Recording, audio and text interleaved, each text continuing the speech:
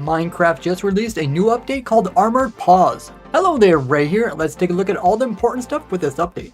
But before you update to 1.20.5, make sure to watch this video on all the rares you should collect that will become impossible to get once updated. And if you're updating from an older 1.20 version, there's even more rares you can get before the new version. The biggest thing coming to 1.20.5 Java Edition and the similar version of Bedrock Edition is the 9 types of dogs. Now this one here is the normal one that we had before, but then there is 8 of these new variations. And you can find these naturally through a wide variety of biomes. The default wolf type known as Pale can be found in Taiga biome. The woods wolf can be found in forest biomes. The rusty variant is found in sparse jungles. The spotted is found in savanna plateaus. The ashen type is found here in the snowy taiga. The black one's found here in the old pine growth, where the old growth spruce taiga produces the chestnut ones. The striped ones, which I think are the coolest, are found here in the wooded badlands. The rarest type is found here in the groves, being the snowy one. And after taming every single type of dog, you'll get the challenge advancement called the Whole Pack 9 out of 9. Dogs are tame now have twice as much health as before, and they also take half as much damage from anything that is environmental. And when you feed them, food will now heal twice as much. Healing your dog will no longer make them automatically sit down. They will eat first, then sit down when they're full.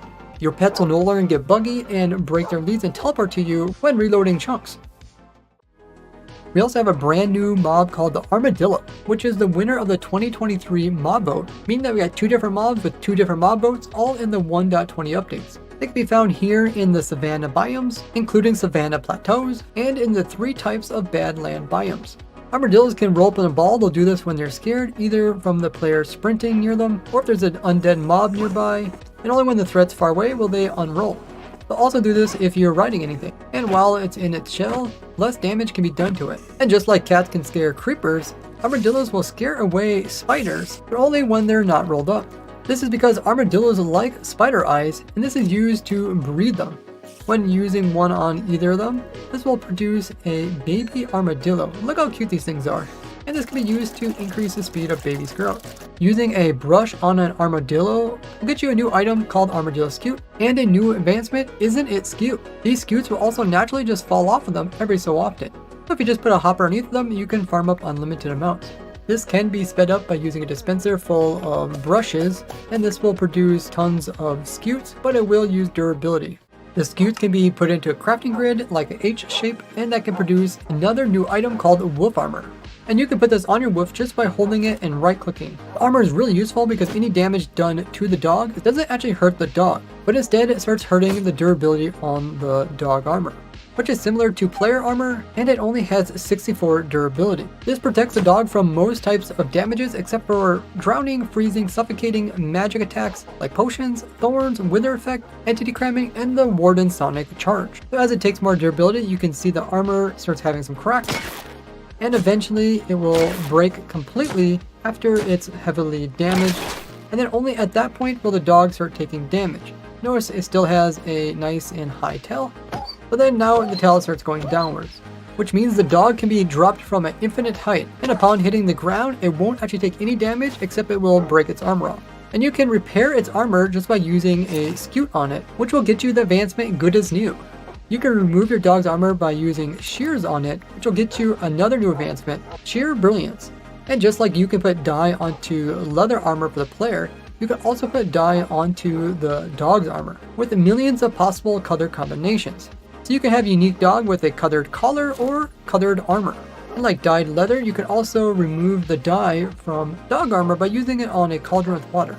If your dog would die, it will drop it as an item.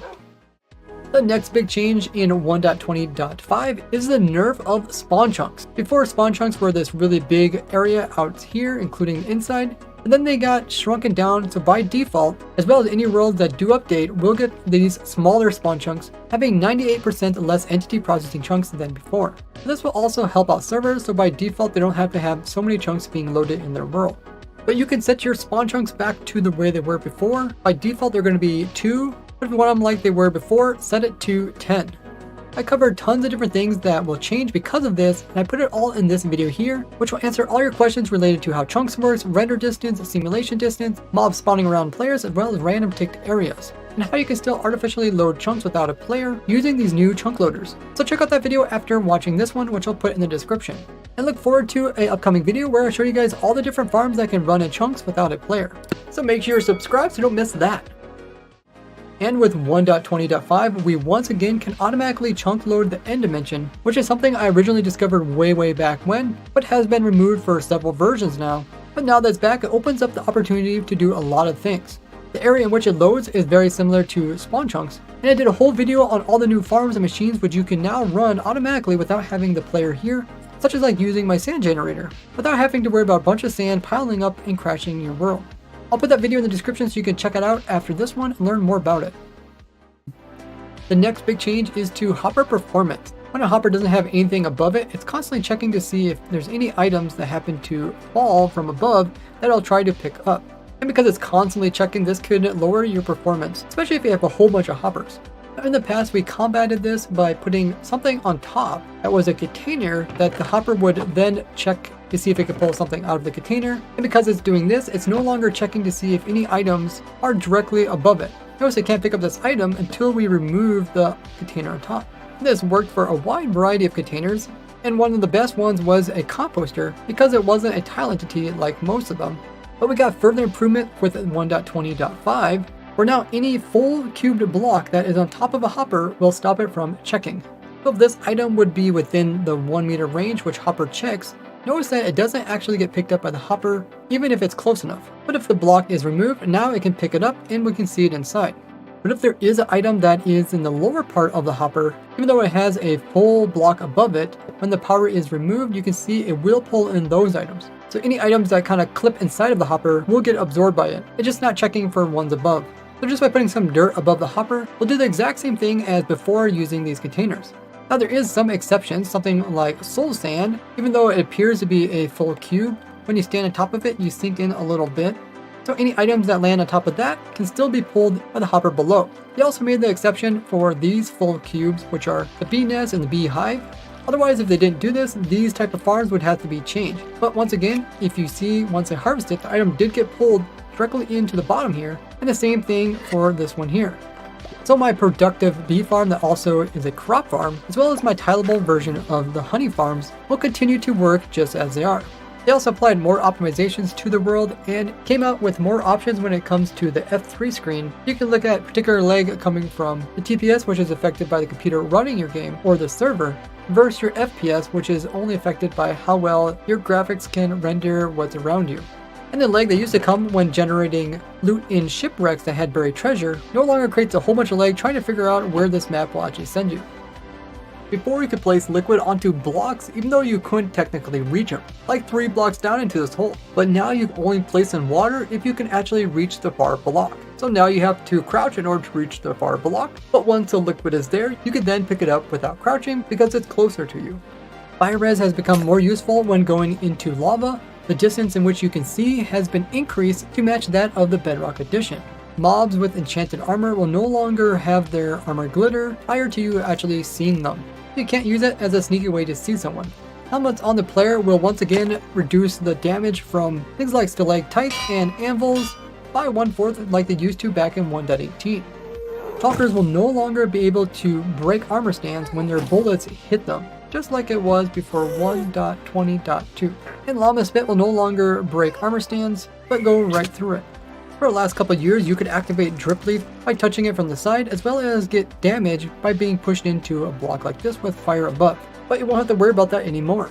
When it comes to enchanting tables, it's supposed to be possible to also get Bane of Arthropods, Smite, as well as Sharpness onto axes while using enchanting tables, rather than only getting this while using anvils. And there's also supposed to be a chance of getting thorns onto armor pieces through enchanting tables. But out of all the testing I've done, I haven't seen any changes for either of them. Now you can still access the experimental features like bundles, villager trading rebalance, and update 1.21 features. But these are not going to be forced on you, and you have to manually turn these on. So if you would turn on the villager trade rebalance, you'd get the different nerfs to villagers, where you'd have to go to special biomes to get special villagers that sell different stuff. If you turn on the 1.21 features, that includes everything related to the trial chambers, like the breeze, the mace, the new potions, new armor trims, banner patterns, pottery shards, bogged mob, auto crafters, and the ominous potions, which changes up raid farms. So look forward to my new raid farm. I'll go into more detail about 1.21 when the full release comes out, which will be around June of this year. Now help this video by clicking the like button, and if you enjoy what I do, join me as a supporter. You not only get your name at the end of the videos, but tons of other perks. You can see them all by clicking the join button, otherwise share this video. And as always, I'll see you guys in the next one. Bye bye!